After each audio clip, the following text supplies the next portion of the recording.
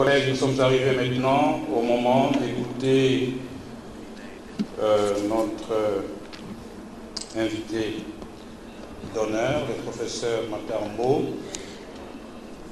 dont on a déjà dit quelques mots.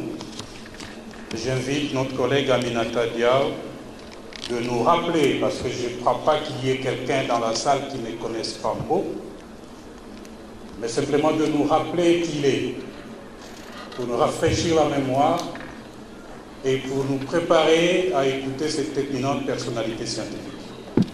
Aminata. Permettez-moi simplement de rappeler un propos qui a été tenu au moment où l'homme qui va délivrer sous peu la conférence inaugurale de cette 13e Assemblée générale du CODESRIA s'apprêtait à occuper la direction de l'UNESCO, poste qui allait lui donner la plus grande visibilité sur le plan international. Et voilà ce propos. L'itinéraire qui a conduit le petit paysan du Sahel africain à la tête de l'une des plus prestigieuses organisations des Nations Unies est peut-être exemplaire de l'émergence d'un autre monde longtemps asservi, méprisé, sinon ignoré, celui des peuples déshérités. Fin de la citation. La trajectoire individuelle de Amadou Mahtar Mbow s'éclaire par l'histoire mouvementée de cet autre monde, longtemps asservi, auquel faisait allusion tantôt le propos de Pierre Calfon. En effet, l'engagement volontaire en 1940 de Amadou Mahtar Mbow dans la Seconde Guerre mondiale s'explique par l'adhésion précoce du fait de son éducation religieuse et de son implication dans le scoutisme laïque à un certain nombre de valeurs qui mettent en exergue la liberté et la dignité de l'homme. Sa démobilisation à la fin de la guerre lui permet de reprendre ses études d'histoire à la Sorbonne où il obtint sa licence. Mais l'attachement indéfectible à son peuple lui fait comprendre, et ce n'est pas un hasard, que celui-ci ne pouvait se forger un destin de liberté qu'en accordant une place centrale à l'éducation.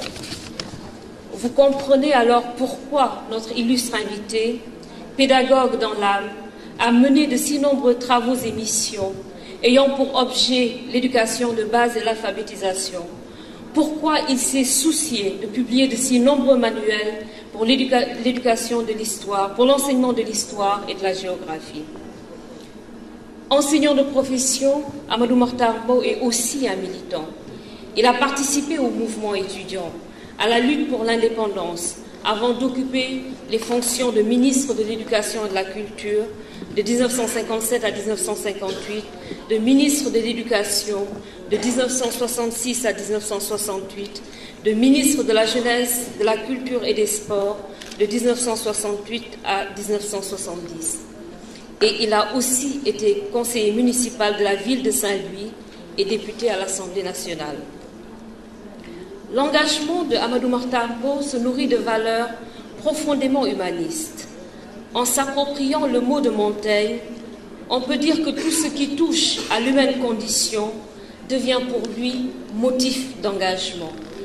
Et quand je parle d'engagement, je ne parle pas simplement d'engagement politique, je veux aussi parler d'engagement éthique. De sa carrière à l'UNESCO comme sous-directeur général de 1970 à 1974, puis comme directeur général de 1974 à 1987, on retiendra entre autres son combat pour un nouvel ordre mondial de l'information et de la communication et la réalisation générale de l'Afrique, la réalisation d'une histoire générale de l'Afrique en 8 volumes. Je n'insisterai pas sur la clairvoyance de cet homme qui a su, déjà à l'époque, comprendre les enjeux de l'information et de la communication pour un monde de paix, de respect de la diversité et de l'égalité. Par ailleurs, si l'histoire est une discipline stratégique, en ce qu'elle aide à former les imaginaires, à donner des identités aux hommes et aux femmes, pour leur permettre de se projeter dans un horizon de liberté, on peut dire, Monsieur Amadou Mahtar Mbow, que vous avez rempli la mission de votre génération en aidant, entre autres, avec d'illustres historiens de ce continent, à ce que cette histoire générale de l'Afrique existe. On peut dire aussi que ceux qui ont en charge les destinées de nos pays s'approprient ce patrimoine commun pour construire déjà dans la tête des jeunes générations cette Afrique sans laquelle il est illusoire de relever les défis du XXIe siècle, et ils auront, ceux-là, accompli la mission de leur génération. Mesdames et messieurs, honorables invités, la vie de Amadou Mahtar Mbow est une vie au service de l'Afrique. Ne soyez pas étonnés d'apprendre que M. Mbow était présent à l'ouverture de l'Institut des études africaines. Ne soyez pas non plus surpris d'apprendre qu'il est toujours un acteur de premier plan du débat démocratique en cours en Afrique et dans son pays en particulier. Cet engagement pour l'Afrique et l'humanité a été pleinement reconnu par ses contemporains. Amadou Mahtar Mbow a reçu plus d'une cinquantaine de titres de docteur honoris causa de différentes universités implantées sur les 5 continents.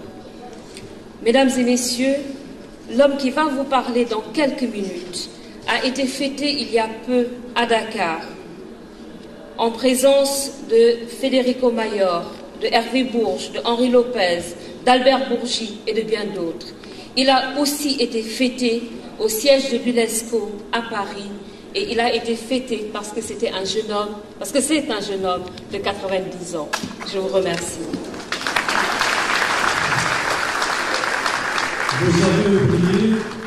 Vous avez oublié que le professeur Mahtar Mbow est membre de la tête du Royaume du Maroc.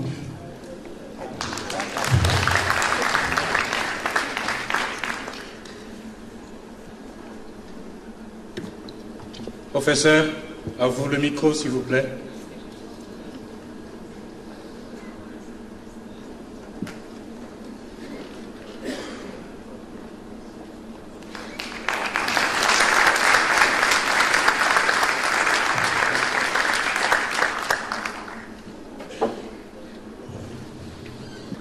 Mesdames, Messieurs, je suis à la fois ému et particulièrement heureux de m'adresser à vous ce matin. Je remercie d'abord Aminata Diaw pour la présentation très généreuse qu'il vient de faire de moi-même. Aminata fait partie évidemment de mes nombreuses nièces sénégalaises avec lesquelles je continue d'entreprendre des relations très étroites. Je suis heureux également de me retrouver avec des amis nombreux ici que vous me permettrez de ne pas citer. Je ferai d'abord mes condoléances à Ibeder Thiam pour le décès de son ancienne épouse, que je connaissais très bien et qui a eu également des relations très étroites avec ma famille. Envie de débattre de problèmes qui concernent notre avenir commun, l'avenir de l'Afrique, mais aussi l'avenir du monde, dont les sciences sociales peuvent grandement contribuer à éclairer le cheminement. Aussi vous révise combien nous saluons le rôle important que joue le CODESCA depuis sa création en 1973 dans le développement des sciences sociales en Afrique. Les formations et les rencontres qu'il organise, les publications qu'il fait ont grandement contribué à l'enrichissement des sciences sociales et à leur progrès dans le continent. Sans son action, de nombreux et importants travaux d'Africains n'auraient pu être entrepris ni accessibles aux chercheurs, aux décideurs et au grand public. L'apport des sciences sociales me paraissait important dans la connaissance des facteurs qui déterminent la marche des sociétés, qu'une des premières décisions que j'ai eu à prendre en occupant mes fonctions de directeur général de l'UNESCO, il y a 36 ans, fut de créer un secteur spécial chargé des sciences sociales à côté de ceux plus traditionnels de l'éducation, des sciences exactes et naturelles et de la technologie, de la culture et de la communication. Les sciences sociales auxquelles j'ai associé alors les sciences humaines en général, ainsi que la philosophie constitue en effet un instrument privilégié de savoir et d'action. L'objectif était de leur donner une place à la mesure de leur importance dans la coopération intellectuelle internationale et dans toutes les études et recherches susceptibles d'éclairer la marche du monde et celle des sociétés afin de mieux concevoir et de mieux évaluer les programmes d'action et les différents projets afférents aux différents domaines de la vie. Outre la prise en charge de programmes particuliers concernant les droits de l'homme, la jeunesse, les problèmes de genre et la condition des femmes, ceux de la paix, du désarmement, de la population, de l'urbanisation, de la situation des ruraux et du développement en général, les activités fondées sur une approche pluridisciplinaire furent orientées dans quelques directions, à savoir l'état du progrès des sciences sociales dans le monde, le renforcement des institutions nationales et régionales et l'appui au programme de recherche et de formation. Sur le plan méthodologique, l'élaboration et la mise en œuvre d'outils susceptibles de promouvoir l'application des sciences sociales, notamment par des procédures d'analyse socio-économique, à la connaissance des situations, à la planification et à l'évaluation de l'action. L'application concertée des sciences sociales, à l'élucidation des problèmes sociaux et humains les plus cruciaux et à la recherche de solutions à ces problèmes, notamment dans les domaines de l'éducation, de la science, de la culture et de la communication. Un principe général qui a guidé la conception du programme fut notamment de favoriser le développement endogène des sciences sociales afin de promouvoir une recherche, une réflexion menée de l'intérieur et propre à éclairer chaque société sur son présent et sur son devenir et par ce fait enrichir en le diversifiant le fond de connaissances et de sagesse de l'humanité.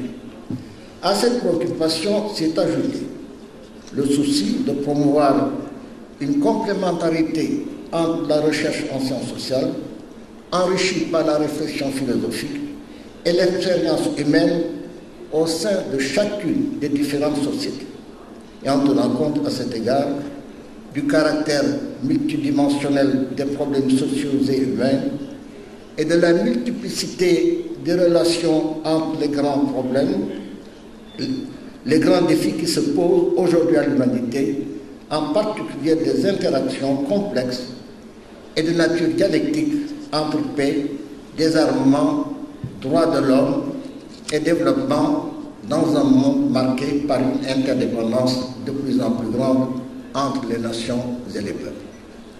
Ainsi, c'est bien volontiers que j'ai accepté de me livrer à quelques modestes réflexions devant vous à l'occasion de l'ouverture de cette 13e Assemblée générale du COESLEA consacrée à l'Afrique et les défis du XXIe siècle.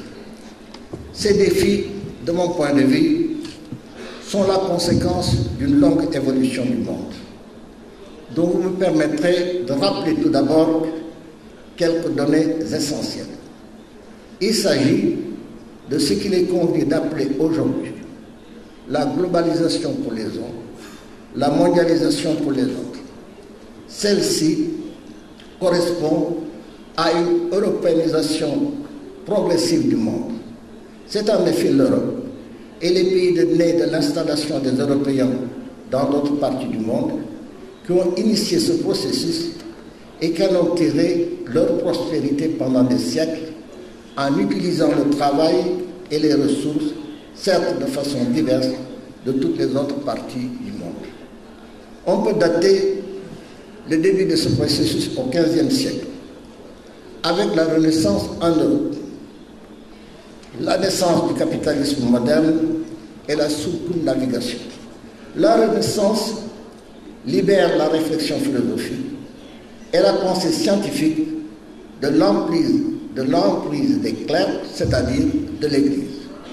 Une vision nouvelle s'impose dans les rapports de l'homme avec la nature, le savoir, la société, remettant en cause progressivement de nombreuses certitudes du passé. Une ère nouvelle s'ouvre dans tous les domaines de la création artistique, littéraire et surtout scientifique et technique. Un climat de plus grande liberté favorise le renouvellement de la pensée en s'appuyant notamment sur l'héritage antique de la Grèce, préservé, enrichi et transmis par le monde arabe. Alors commence une rénovation profonde dans les domaines économiques et sociaux, rénovation qui stipule l'esprit d'initiative et la volonté d'apprendre. En même temps s'ouvre l'ère de la navigation maritime à longue distance. Celle-ci est favorisée par les progrès dans la construction navale et par l'adoption de nouveaux instruments de navigation.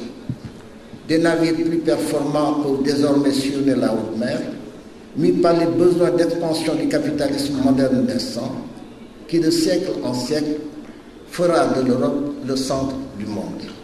Les Portugais, les premiers, s'engagent dans l'aventure maritime, le long des côtes africaines. Ils arrivent en 1444 en Afrique au sud du Sahara, dans la presqu'île qui porte le nom de Cap-Vert, où se trouve l'actuelle ville de Dakar. Ils avancent d'année en année au sud du continent, doublent le cap de Bonne-Espérance dans l'actuelle Afrique du Sud et guidés par des navigateurs autochtones de la côte orientale de l'Afrique, arrivent en Inde en 1498. L'Inde était le pays d'où venaient les épices, qui occupaient une place importante dans le commerce transfrontière en Europe et dont cette Europe faisait une forte consommation. Mais les Espagnols, à la recherche de l'Inde par l'ouest, étaient arrivés en 1492 avec Christophe Colomb dans un continent jusque-là inconnu des Européens, qui sera appelé plus tard l'Amérique.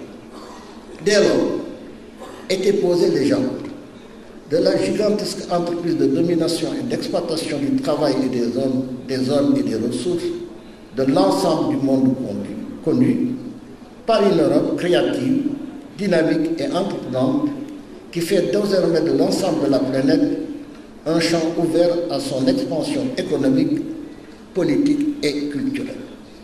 Avec la destruction des États précolombiens des Amériques et l'extermination de nombreux autochtones, l'importation d'Africains subsahariens soumis au travail forcé et sans rémunération permet au capitalisme naissant de bénéficier d'énormes moyens tirés des plantations et surtout des mines d'or et d'argent. Visitant les mines de Potosí, qui se trouvent à 4000 mètres d'altitude en Bolivie il y a quelques années, les gens me rappelaient une réflexion de Bolivar, Simon Bolivar, qui était le libérateur de l'Amérique du Sud, qui disait qu'avec l'argent extrait de Potosí, où on travaille beaucoup d'esclaves noirs, on aurait pu construire un pont en argent qui partirait de l'Amérique du Sud jusqu'à l'Espagne, franchissant ainsi l'Atlantique. Il voulait dire par là les richesses énormes qui ont été tirées de ces mines par le travail d'abord des Amérindiens et ensuite par le travail des Africains, des esclaves noirs, qui étaient transportés en Bolivie, la Bolivie actuelle, à travers l'Argentine. J'ai eu d'ailleurs à suivre les chemins que traversaient les esclaves qui allaient ainsi de Buenos Aires jusqu'à Potosí. Ainsi, à la phase d'accumulation primitive du capital, le commerce triangulaire et la traite des esclaves africains donnent-ils à l'Europe, et ce, du 15e au début du 19e siècle, les ressources financières et les marchés nécessaires à son prodigieux développement. Situation évidemment unique dans l'histoire et qui ne se reproduira plus certainement et qui explique peut-être les difficultés du développement que rencontrent les autres continents. L'indépendance politique de la plus grande partie du continent américain à la fin du XVIIIe siècle et au début du XIXe siècle, est loin de freiner l'européanisation du monde. Elle la consolide même. Les nouveaux États érigés sur les ruines des anciennes colonies sont essentiellement d'inspiration européenne par l'idéologie qui a servi de fondement à leur lutte émancipatrice, par l'origine et la culture de leurs dirigeants, à l'exception de ceux d'Haïti qui, eux, se réclamaient de leur origine et de leur culture africaine, par les systèmes de valeurs auxquels ils se réfèrent et les formes de gouvernement qu'ils se donnent. Leur lien économique et culturel avec l'Europe, au lieu de diminuer, s'accroissent. De nouveaux immigrants s'ajoutant aux anciens, drainent avec eux vers le Nouveau Monde une nouvelle part de l'Europe. Sur le plan culturel, l'Europe reste l'unique modèle et sur le plan économique, le principal fournisseur, le principal client et le principal investisseur, et ce jusqu'à la Deuxième Guerre mondiale. Les autochtones étant exclus de l'exercice du pouvoir politique presque partout, jusqu'à récemment avec notamment Morales au Brésil et un peu Chavez au Venezuela, celui-ci reste entre les mains des descendants d'Européens qui continuent à être liés à l'Europe. Cette situation n'est pas d'ailleurs sans rappeler sur le plan économique et culturel celle qui a prévalu dans la plupart des pays africains après leur indépendance. Enfin, en effet, la fin de la domination coloniale directe sur la plus grande partie des Amériques du Nord et du Sud est loin de briser l'élan de l'impérialisme colonial européen. Pour des raisons économiques, stratégiques et parfois religieuses, l'Europe se lance à la fin du XIXe siècle et au début du XXe siècle à la conquête quasi totale de l'Afrique et de l'Océanie et d'une grande partie de l'Asie. La chute de l'Empire ottoman lors de la Première Guerre mondiale lui assure une influence déterminante sur les pays du Moyen-Orient riches en pétrole. Ainsi, l'Europe s'attribue, avec les États-Unis, l'exclusivité de l'exploitation de cette source principale d'énergie de la nouvelle révolution industrielle jusqu'à ce qu'on a appelé la crise du pétrole au début des années 1970, où les pays pétroliers décident de s'approprier eux-mêmes de leurs ressources et d'en régenter l'exploitation et d'en utiliser également les ressources, d'où d'ailleurs également l'accumulation de richesses qui est faite dans le Moyen-Orient. L'exploitation active des ressources des pays communs, faite souvent sans égard aux conséquences humaines et écologiques, fournie aux industries européennes en expansion, matières premières à bon marché et marchés privilégiés, et au capital financier des possibilités d'investissement lucratif, ce qui atténue relativement les effets des crises économiques cycliques de la deuxième moitié du XIXe siècle et du XXe siècle, cliques d'ailleurs que connaissent beaucoup certainement d'économistes et que décrivent également beaucoup les Karl Marx et que connaissent aussi, que utilisent souvent les marxistes. Pour ce qui concerne l'Afrique, je ne parlerai pas des conséquences dramatiques sur les populations et sur les structures sociales de l'institution du travail forcé, des cultures obligatoires, de l'obligation de fournir des produits de cueillette comme le caoutchouc. Je souligne seulement que les paysans et les travailleurs africains devinrent, bon gré mal gré, les fournisseurs en produits de base d'un commerce international en plein essor et les instruments de l'accumulation d'une partie non négligeable des ressources qui favorisaient le progrès des économies des colonisateurs en pleine période d'industrialisation, comme jadis leurs ancêtres l'avaient fait dans la phase d'accumulation primitive du capital au moment de la naissance puis de l'expansion du capitalisme moderne avec la traite négrière et le commerce triangulaire. Quand commence le XXe siècle, les bateaux européens sillonnent toutes les mers du globe, transportant les marchandises les plus diverses et ramenant dans les ports européens tout ce qui concourt à la prospérité, au bien-être de l'Europe. Les finances européennes s'investissent partout, elles peuvent prospérer. Les militaires européens, renforcés par des supplétifs indigènes, sont présents sur mer et sur terre dans toutes les parties du monde où des intérêts européens sont en jeu. Les langues et les cultures européennes gagnent de plus en plus les élites de tous les continents. On peut dire dès lors que la mondialisation en marche depuis la fin du XVe siècle et le début du XVIe siècle avait franchi un pas décisif. Certes, la Première Guerre mondiale affaiblit politiquement et financièrement l'Europe, bientôt suppléée par les États-Unis d'Amérique, mais sa prégnance sur le monde demeure encore très grande, sinon entière. De nouveaux États issus de l'Europe émergent, connaissant une certaine prospérité. Ils entretiennent avec l'Europe des instruments privilégiés qui renforcent la présence de celle-ci dans le monde, participant ainsi à l'européanisation de celle-ci, synonyme aujourd'hui de mondialisation. Avec la Deuxième Guerre mondiale, le processus de mondialisation s'accélère. Cette guerre à laquelle participent les nations de tous les continents montre, avec les destructions et les nombreuses pertes en vie humaine qu'elle provoque, les dangers que fait courir à l'humanité sa fragmentation.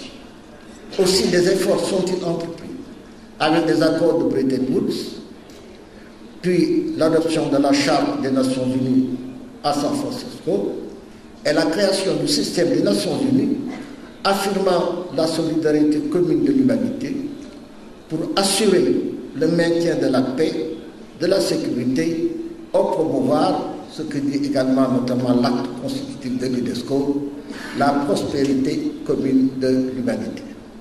C'est dans ce contexte qu'il faut situer les luttes entreprises pour l'émancipation des pays colonisés dans un monde où l'Europe affaiblie, mais gardant encore une influence certaine. Les États-Unis sont devenus la puissance dominante, notamment avec la fin de la guerre froide. Dans certains cas, l'indépendance fut acquise à la suite de négociations.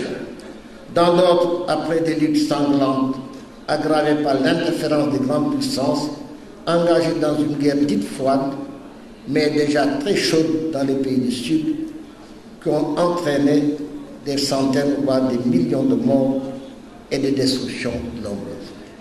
En tout état de cause, l'arrivée de nouvelles nations sur la scène internationale, la croissance démographique, l'accroissement considérable de la production des biens et des services, grâce notamment au progrès scientifique et technique, créent les conditions d'une multiplication extraordinaire de relations de toutes sortes entre les nations et les peuples. Le devenir des sociétés contemporaines paraît donc s'inscrire dans un espace qui s'élargit aux dimensions de la planète. En témoigne l'essor du commerce international, le flot des migrations internationales, temporaires avec le tourisme et les études dans les pays lointains, ou permanentes avec le déplacement de travailleurs vers des zones de grande production. L'échange des messages, des données et des biens immatériels connaît notamment avec les satellites de communication et l'Internet une croissance dont les taux dépassent largement ceux du commerce mondial de matières premières ou de produits finis. Des sociétés qui avaient pu vivre longtemps en s'ignorant presque totalement se trouvent ainsi placées de plus en plus en contact suivi. Les influences réciproques se multiplient, l'interdépendance de fait devient multidimensionnelle. Elle est certes surtout d'enrichissement mutuel, d'ouverture, d'initiative et de création, mais aussi source de frustration dans la mesure où elle s'accompagne de nombreuses inégalités, de l'aggravation de la condition de certains peuples, d'une restriction des marges de manœuvre, d'un accroissement de l'imprévisibilité et d'une vulnérabilité accrue. Les décisions que prennent les États dans certains domaines intègrent un nombre croissant de données indépendantes de leur volonté, et ces décisions en retour peuvent retentir à des degrés divers à l'extérieur de leurs frontières. On le voit d'ailleurs avec la crise économique et financière dans laquelle se débattent à l'heure actuelle un certain nombre de pays, en particulier en Europe. Évidemment, crise qui arrive à être difficilement résolue, chacun espérant pouvoir l'utiliser même pour son propre intérêt, alors que peut-être cette crise invite à une réflexion beaucoup plus approfondie sur la nature et les conséquences des relations qui se sont établies depuis longtemps et qui ne peuvent peut-être plus durer. Par ailleurs, les stratégies économiques de nombreux États sont de plus en plus régies par la logique d'une compétition menée à l'échelle mondiale, logique que symbolise l'international de la production et des capitaux réalisés par les sociétés transnationales. Cette internationalisation va de pair avec les risques dommageables aux sociétés, à toutes les sociétés, risques dont les effets sur l'homme ne peuvent être ignorés des sciences sociales. Par exemple, l'activité de quelques-uns inflige des dommages écologiques qui atteignent les hommes, de la marée noire à l'augmentation du taux de gaz à effet de serre dans l'atmosphère, aux menaces de contamination nucléaire. Les risques s'étendent à des zones toujours plus grandes, pour une durée incomparablement plus longue, sans parler des modifications climatiques qui paraissent liées dans une certaine mesure aux activités humaines, d'autres diront d'ailleurs qui paraissent être liées en grande partie aux activités humaines. C'est dans ce contexte qu'il me paraît nécessaire de placer la réflexion sur les défis auxquels l'Afrique doit faire face en ce XXIe siècle, que d'aucuns prédisent comme étant le siècle de l'Afrique, celui qui verra ses peuples émerger de la longue nuit des temps, pendant laquelle elle a perdu toute maîtrise de son destin sur elle-même, aux défis globaux qui concernent la planète entière et qui ne peuvent être ignorés de l'Afrique, qui a l'obligation de contribuer à les relever avec l'ensemble de la communauté humaine, s'ajoutent des défis particuliers liés à l'histoire sur lesquels je voudrais insister. Ces défis sont nombreux et variés.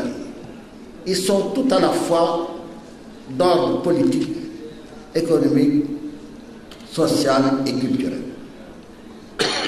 Les défis d'ordre politique sont la conséquence du découpage colonial, des conditions d'accès à l'indépendance et de la nature des institutions nouvelles et de leur mode de fonctionnement. La colonisation avait réuni de façon autoritaire dans une même entité administrative des peuples divers ayant des langues et des traditions différentes. Les forces coloniales diverses veillaient à empêcher toute remise en cause de cet état de fait pendant toute la période de la colonisation. L'indépendance acquise, des conflits éclatent, suscités parfois de l'extérieur, ayant souvent un caractère ethnique. Dans la plupart des États de l'Afrique subsaharienne, des forces centrifuges entrent de plus en plus en action, soit pour contester la légitimité du pouvoir établi, en mettant en cause notamment la façon dont il s'est emparé des leviers de l'État, soit pour dénoncer sa politique économique et sociale, soit pour fustiger la corruption ou le favoritisme qui privilégie une ou plusieurs ethnies ou groupes proches des dirigeants au détriment des autres. L'enjeu de ces conflits est pour la plupart la conquête ou à tout le moins le partage du pouvoir sans que soit mise en cause l'appartenance à un même État. Toutefois, certains de ces conflits qu'ont eu et sont encore de nos jours un caractère nettement honteux ou encore de nos jours un caractère nettement séparatiste. Ce fut le cas à l'aube des indépendances au Congo ex-belge avec le Katanga, au Nigeria avec la guerre civile plus atroce encore provoquée par la séparation de la province orientale qui s'était proclamée République du Biafra 1967-1970. Si ces deux soulèvements ont abouti à des échecs, d'autres ont pu réussir, comme par exemple dans le cas de l'Érythrée et du Sud du Soudan, devenus des États indépendants. Ailleurs, les séquelles des affrontements récents, comme en Côte d'Ivoire, ou dans une moindre mesure au Sénégal avec la Casamance, sont encore dans toutes les mémoires. Dès lors, le défi qui s'impose sur le plan politique est celui de l'intégration nationale et de la démocratie. L'intégration doit permettre à chaque individu, à chaque groupe ethnique, à chaque catégorie sociale de prendre conscience non seulement de son appartenance à une même communauté nationale au sein de laquelle les droits de chacun sont reconnus, respectés et garantis à égalité, mais aussi du souci d'en renforcer l'unité et la cohésion.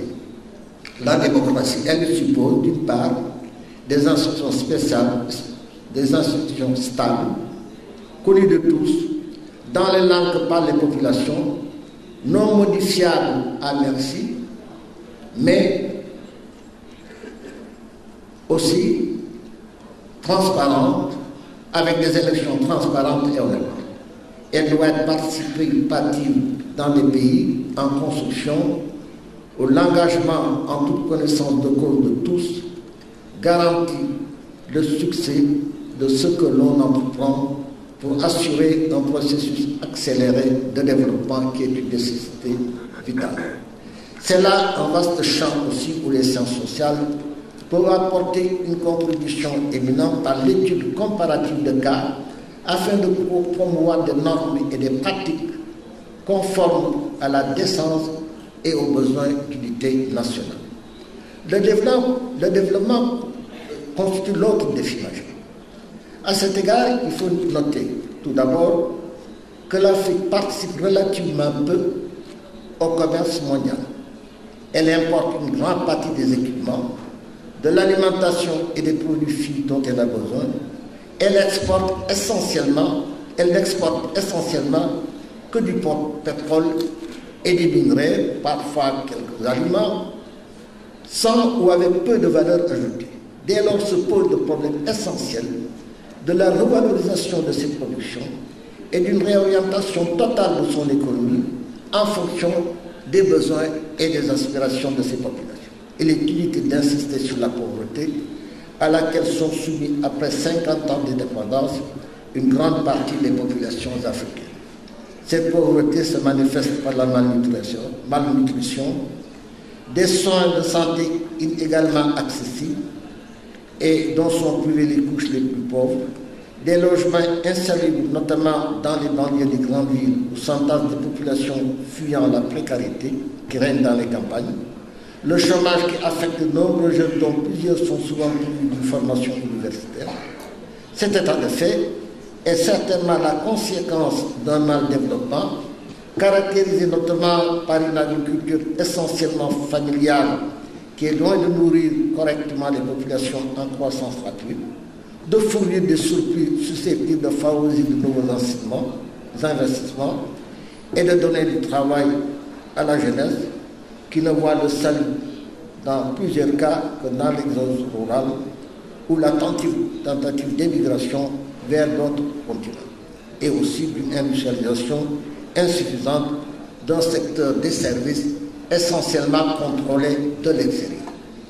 Mais le développement passe par la formation des hommes, par un système d'éducation conçu non par mimétisme avec d'autres, mais orienté de manière à répondre au contexte culturel et aux besoins nationaux. Une éducation dont les formations s'appuient sur la recherche à tous les stades. Une éducation qui doit favoriser l'émergence de l'esprit critique et de l'esprit scientifique, promouvoir les formations scientifiques et techniques, ainsi que la recherche et la recherche-développement indispensables aux mutations des secteurs productifs et de services.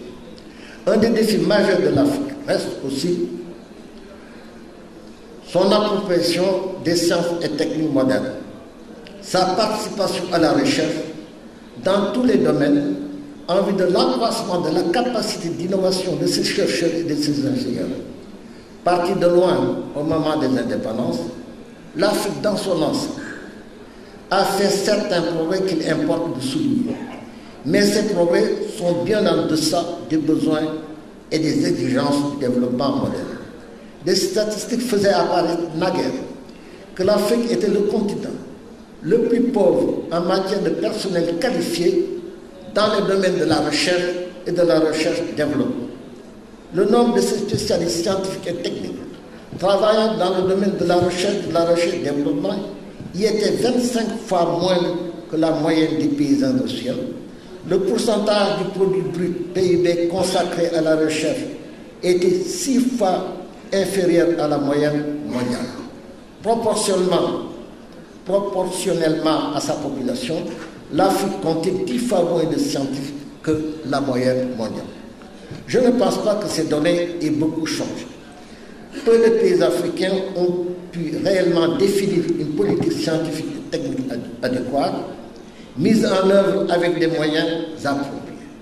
Comme pendant longtemps en Europe, les universités demeurent les lieux privilégiés de la recherche scientifique. Mais beaucoup d'entre elles assument imparfaitement cette fonction, faute notamment de moyens. Plusieurs universités semblent privilégier la formation théorique au détriment des activités de recherche, d'une recherche orientée vers la solution des problèmes actuels de l'Afrique. Les formations dispensées dans nombre d'universités favorisent peu l'éclosion de communautés scientifiques suffisantes dans les branches les plus essentielles, à savoir, excusez-moi, mon téléphone sonne, je le coupais. Je disais que donc que les formations dispensées dans nombre d'universités favorisent peu l'éclosion de communautés scientifiques suffisantes. Je disais que les pays nouvellement indépendants, qui étaient mieux pourvus que les autres, devaient aider les autres pour éviter ce qui s'est passé au Congo en 1960, au moment des indépendances. Je ne sais pas si vous vous rappelez, en tout cas ceux qui sont peut-être plus âgés se rappelleront, les jeunes peut-être ont peut-être eu l'occasion de l'étudier. Qu'est-ce qui se passe au Congo? En 1960, le Congo devient indépendant. Lumumba devient Premier ministre, Kasavubu président. La puissance colonisatrice décide de retirer l'ensemble de ces cadres, de ces fonctionnaires. En d'autres termes, le Congo, qui n'avait pas eu pendant la période coloniale l'occasion de former des hommes capables d'assurer le fonctionnement d'un État, se trouve devant un vide incommensurable, a été obligé de s'adresser aux Nations Unies pour que les Nations Unies recrutent des experts chargés de l'administration du Congo, sous l'autorité d'un gouvernement qui était cependant un gouvernement indépendant. Et je me rappelle toujours le rôle que Mohamed V a joué ici. Mohamed V a décidé d'envoyer un contingent militaire au Congo.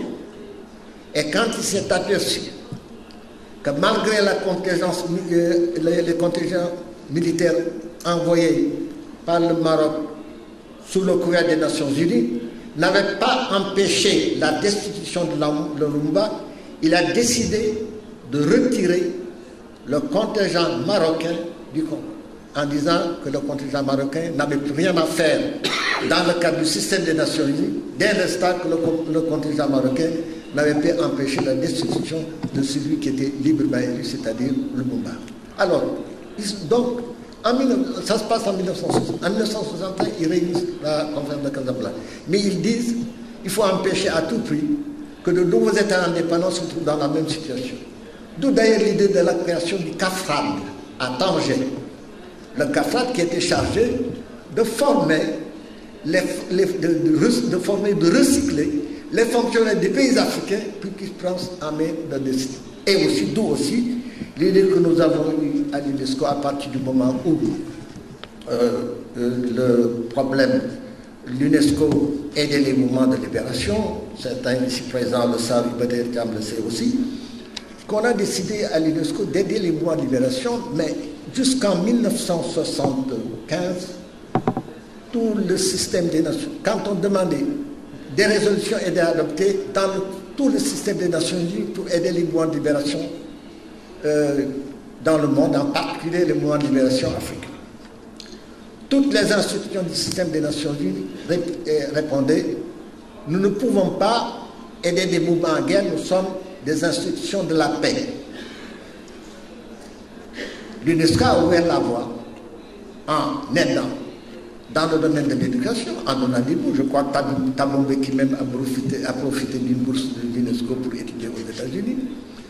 L'UNESCO a aidé les mois de libération après une conférence qui a été faite avec les mois de libération à Dar es Salaam en Tanzanie. Mais ce que l'UNESCO leur disait ceci, former non seulement des combattants, mais former également des gens qui sont capables de gérer le pays après les indépendances. Que l'Afrique ne se retrouve, qu'aucun pays nouvellement indépendant ne se retrouve plus dans la même situation que le Congo de Lumumba en 1960, c'est-à-dire faire appeler à des experts extérieurs pour administrer un pays devenu indépendant. C'est montrer donc l'importance que représente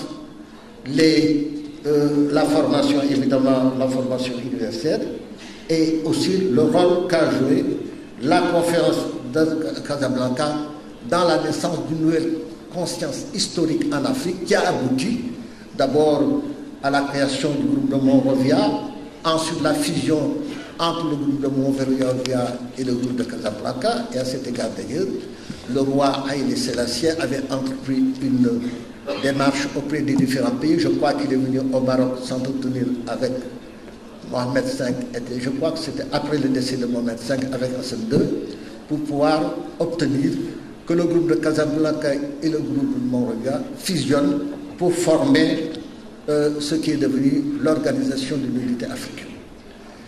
Je pense que les spécialistes en sciences sociales et humaines devraient se pencher quand même sur l'étude de ce que fit l'OUA à ses origines. Et la conférence qui a eu lieu également en 1963, au cours de laquelle fut adoptée la charte de l'OUA, qui a vu s'affronter deux thèses.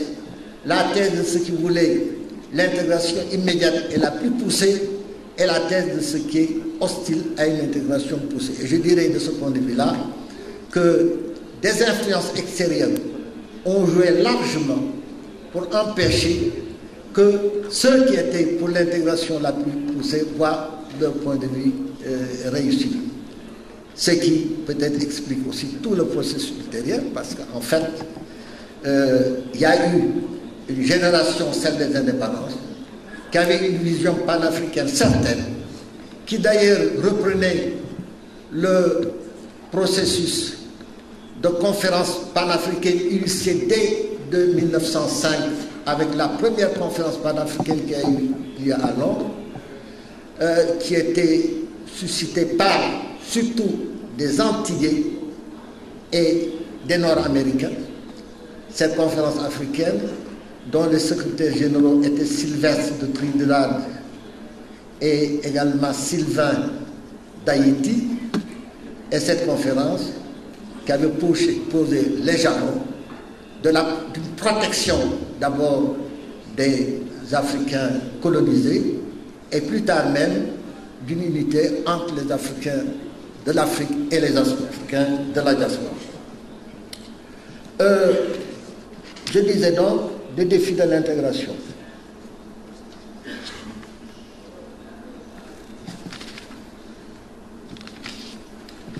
Les défis ainsi exposés, c'est-à-dire les défis de politique, des institutions, de la démocratie, les défis du développement, les défis de la science et de la technique, ne sont pas les seuls. Les défis de l'intégration africaine ne sont pas les seuls, mais on pourrait en effet y ajouter beaucoup d'autres. Je m'en tiendrai cependant à ces défis en ajoutant seulement une dernière observation, ou si vous voulez, un dernier défi et non de moindre. Il s'agit, et cela s'adresse à ceux qui sont ici, mais à tous les autres interlocuteurs africains, il s'agit de l'obligation qui est faite aux élites intellectuelles africaines, riches des différentes expériences acquises dans le monde, de penser désormais les problèmes du continent par eux-mêmes, en se libérant de toutes influences extérieures ou de toute idéologie aliénante.